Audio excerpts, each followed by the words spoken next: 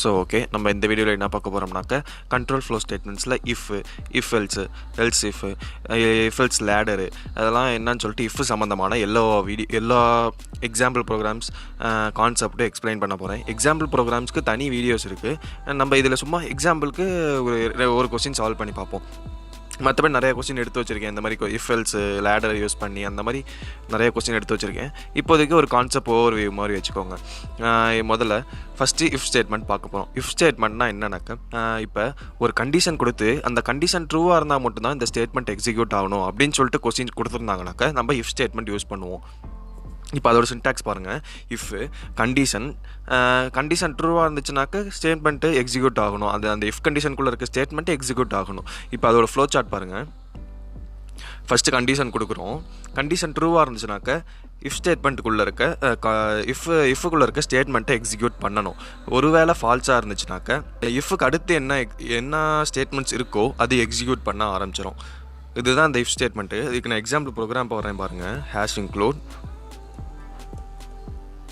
stdio.h main function return 0. இப்போ நான் ஒரு ஏஜ் கொடுத்து அவங்க லைசன்ஸ்க்கு அப்ளை பண்ணலாமா, 18 மேலே இருந்தால் தான் லைசன்ஸ்க்கு அப்ளை பண்ணுங்கிறது ரூல் எல்லாத்துக்கும் தெரியும் இல்லையா. இப்போ அது நம்ம சி ப்ரோக்ராமில் எப்படி இம்ப்ளிமெண்ட் பண்ணுறதுன்னு பார்க்க போகிறோம். அதுக்கு நம்ம முதல்ல ஒரு வேரியபிள் ஏஜை ஸ்டோர் பண்ணுறதுக்கு ஒரு வேரியபிள் தேவைப்படும். அதுக்கு நான் ஏஜ்னு சொல்லிட்டு ஒரு வேரியபிள் எடுத்துக்கிறேன். இந்த ஏஜை வந்து யூசர்கிட்ட நம்ம உங்கள் ஏஜ் என்ட்ரு பண்ணுங்க அப்படின்னு சொல்லிட்டு கேட்கணுமா. அதுக்கு printf /n enter your age ஏஜ்னு சொல்லிட்டு மெசேஜ் பிரிண்ட் பண்ணிட்டு ஸ்கேன்ஆஃபில் ஏஜோட வேல்யூ நான் கெட் பண்ணிக்கிறேன். %d இன்டீஜரில் டிக்ளேர் பண்ணியிருக்கோம். அட்ரஸ் ஆஃப் ஏஜில் நம்ம ஸ்டோர் பண்ணணும். இப்போ நம்ம ஏஜை கெட் பண்ணியாச்சு. இஃப் யூஸ் பண்ணி ஏஜ் கிரேட்டர் தென் 18 இருக்கா அப்படின்னு செக் பண்ணணும். இஃப் ஏஜ் கிரேட்டர் தென் 18 இருந்துச்சுனாக்க இந்த இடத்துல நம்ம இஃப்க்கான ஸ்டேட்மெண்ட் கொடுத்துட்டோம். கிரேட்டர் தென் 18 இருக்கணும்னு சொல்லிட்டு நம்ம செமிகோலன் ஓப்பன் பண்ணி க்ளோஸ் பண்ணிக்கிட்டோம். இப்போ இதுக்குள்ளே நம்ம ஸ்டேட்மெண்ட்ஸ் என்ன எழுதுகிறோமோ அதுதான் இந்த இஃப் 18க்கு மேலே ஏஜ் கொடுத்தாங்கனாக்கா இதுதான் இந்த பார்ட் தான் உங்களுக்கு எக்ஸிக்யூட் ஆகும். இப்போ நான் printfல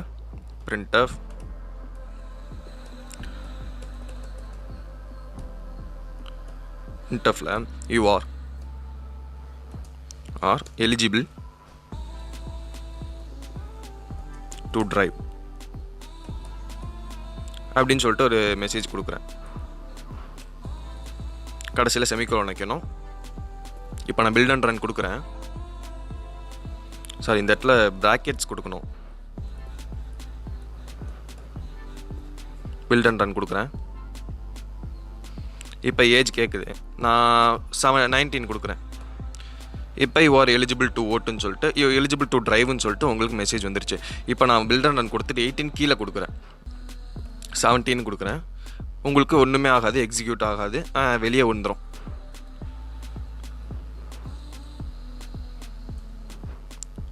பில்ட் அண்ட் ரன் கொடுக்குறேன். இப்போ நான் 18 கீழே கொடுக்குறேன். 17 சொல்லிட்டு உங்களுக்கு ஒன்றுமே எக்ஸிக்யூட் ஆகலை. ஏன்னாக்கா நம்ம எல் ஸ்டேட்மெண்ட்லேயோ இதுலேயோ ஒன்றும் அடுத்து என்ன நடக்கணும்னு சொல்லிட்டு ஒன்றும் கொடுக்கல. 18 இருந்தால் இது பிரிண்ட் பண்ணுன்னு சொல்லியிருக்கோம். ஆனால் 18 இல்லைனா என்ன பண்ணுன்னு நம்ம சொல்லலை.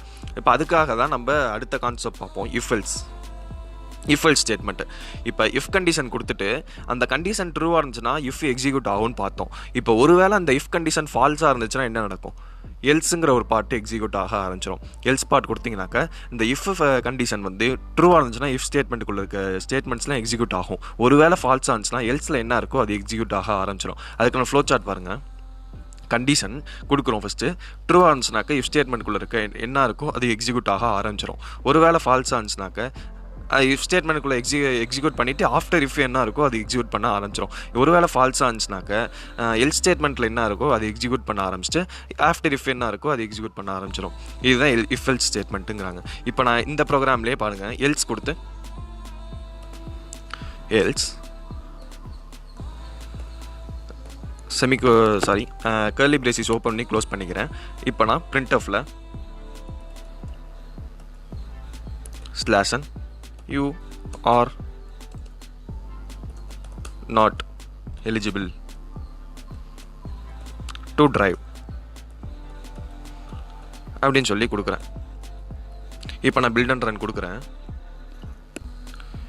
இந்த இடத்துல 18 கொடுத்தீங்கன்னாக்கா யூ ஆர் எலிஜிபிள் டு ட்ரைவ்னு சொல்லிட்டு வந்துடும். ஒருவேளை நீங்கள் 18 கீழே, அதாவது 17, 15, 16 அந்த மாதிரி கொடுக்குறீங்கன்னு வச்சுக்கோங்களேன், யூ ஆர் நாட் எலிஜிபிள்னு சொல்லிட்டு எல் ஸ்பாட்டில் இது ஃபஸ்ட்டு நான் கொடுக்குற 16 வந்து இதோட செக் பண்ணுது. செக் பண்ணிவிட்டு இது ஃபெயில் ஆனோடனே அது எல் ஸ்பாட்டில் என்ன இருக்கோ அது எக்ஸிக்யூட் ஆக ஆரம்பிச்சிருது. இப்போ நான் இஃப் எல்ஸ் லேடர்னால் என்னன்னு சொல்லிட்டு பார்ப்போம். இஃப் எல்ஸ் லேடர் இதோட இது சின்டாக்ஸ் பாருங்கள். இஃப் கண்டிஷன் 1 கொடுக்குறோம். கண்டிஷன் 1 ட்ரூவாக இருந்துச்சுனாக்கா உங்களுக்கு கண்டிஷன் 1 இஃப் கண்டிஷன் 1 ஸ்டேட்மெண்ட்குள்ளே என்ன இருக்கோ அது எக்ஸிக்யூட் ஆக ஆரம்பிச்சிடும். கண்டிஷன் அடுத்து அந்த கண்டிஷன் ஃபெயிலாக இருந்துச்சுனாக்க அடுத்த கண்டிஷன் கொடுக்குறோம். அந்த கண்டிஷன் ட்ரூவாக இருந்துச்சுனாக்கா கண்டிஷன் 2குள்ளே இருக்க ஸ்டேட்மெண்ட்ஸை எக்ஸிக்யூட் பண்ண ஆரம்பிச்சிடும். அதே மாதிரி அந்த கண்டிஷன் 2வும் ஃபெயிலாக இருந்துச்சுனாக்கா கண்டிஷன் 3 செக் பண்ணும். கண்டிஷன் 3 ட்ரூவாக இருந்துச்சுனாக்கா எக்ஸிக்யூட் பண்ணும். ஒருவேளை ஃபால்ஸாக இருந்துச்சுனாக்கா அடுத்த ஸ்டேட்மெண்ட் என்னன்னு செக் பண்ணும். அந்த மாதிரி கண்டினியூஸாக என் கண்டிஷன் நம்ம கொடுக்கலாம். என் கண்டிஷன் கொடுத்து என் நம்பர் ஆஃப் ஸ்டேட்மெண்ட்ஸ் கொடுத்து நம்ம எக்ஸிக்யூட் பண்ண ஆரம்பிக்கலாம். எல்லா ஸ்டேட்மெண்ட்டையும் செக் பண்ணிவிட்டு எல்லா ஸ்டேட்மெண்ட்டுமே ஃபெயிலாக இருந்துச்சுன்னா தான் உங்களுக்கு எல் ஸ்பாட்டுக்கு வரும். அதோட ஃப்ளோ சார்ட் பாருங்கள். ஃபஸ்ட்டு கண்டிஷன் 1 செக் பண்ணுது. ட்ரூவாக இருந்துச்சுனாக்கா கண்டிஷன் 1குள்ளே இருக்க ஸ்டேட்மெண்ட்டை எக்ஸிக்யூட் பண்ணிடுது. அடுத்து கண்டிஷன் 1க்கு அடுத்து என்ன ஸ்டேட்மெண்ட்ஸ் இருக்கோ அதை இஃப் ஸ்டேட்மெண்ட்டை விட்டு வெளியே போயிருது. ஆஃப்டர் இஃப் கண்டிஷன் ஸ்டேட்மெண்ட்ஸ்க்கு அடுத்து வெளியே போயிருது. அடுத்து கண்டிஷன் 2 ஃபால்ஸாக இருந்துச்சுனாக்கா கண்டிஷன் 2வை செக் பண்ணுது. கண்டிஷன் 2 ட்ரூவாக இருந்துச்சுனாக்கா கண்டிஷன் 2வோட ஸ்டேட்மெண்ட்ஸை எக்ஸிக்யூட் பண்ண ஆரம்பிச்சிருது. அடுத்து அதை எக்ஸிக்யூட் பண்ணிவிட்டு ஆஃப்டர் இஃப்க்கு அடுத்து என்ன இருக்கோ அங்கே போயிருது. அடுத்து கண்டிஷன் 2 ஃபால்ஸாக இருந்துச்சுனாக்கா கண்டிஷன் நம்பர் ஆஃப் கண்டிஷன் இந்த மாதிரி வரிசையாக செக் பண்ணிக்கிட்டே போகும். எந்த கண்டிஷன் ட்ரூவாக இருக்கோ அதை எக்ஸிக்யூட் பண்ணிவிட்டு அது வெளியே போயிடும். இப்போ எந்த கண்டிஷன் ட்ரூவாக இருந்துச்சுனாக்கா அந்த நம்பரில் கண்டிஷன் என்ன இருக்கோ அந்த ஸ்டேட்மெண்ட்டை எக்ஸிக்யூட் பண்ணிவிட்டு ஆஃப்டர் இஃப் என்ன இருக்கோ அங்கே போயிடும். அடுத்து அந்த கண்டிஷனும் ஃபால்ஸாக இருந்துச்சுனாக்கா அப்போ தான் எல் ஸ்பாட் ஒர்க் ஆகும். எல் ஸ்பாட் ஒர்க் ஆகிட்டு கடைசியில் ஆஃப்டர் இஃப் என்ன இருக்கோ அங்கே போயிடும். இதுதான் இஃப் எல்ஸ் லேடர்னு சொல்லுவாங்க. இப்போ நான் அதுக்கு கோட் பிளாக்ஸில் ஒன்று போடுறேன் பாருங்கள். எல்ஸ் இஃப் இதுக்கான சின்டாக்ஸ் இதுதான். எல்ஸ் இஃப் இந்த கீவேர்ட் யூஸ் பண்ணி தான் நம்ம எல்ஸ் இஃப்கான ப்ரோக்ராம் எழுதுவோம். Else if age equal to 18 இருந்துச்சுன்னா நான் கர்லி பிரேசஸ் ஓப்பன் பண்ணி க்ளோஸ் பண்ணிக்கிறேன். printf /n right age to apply for driving license.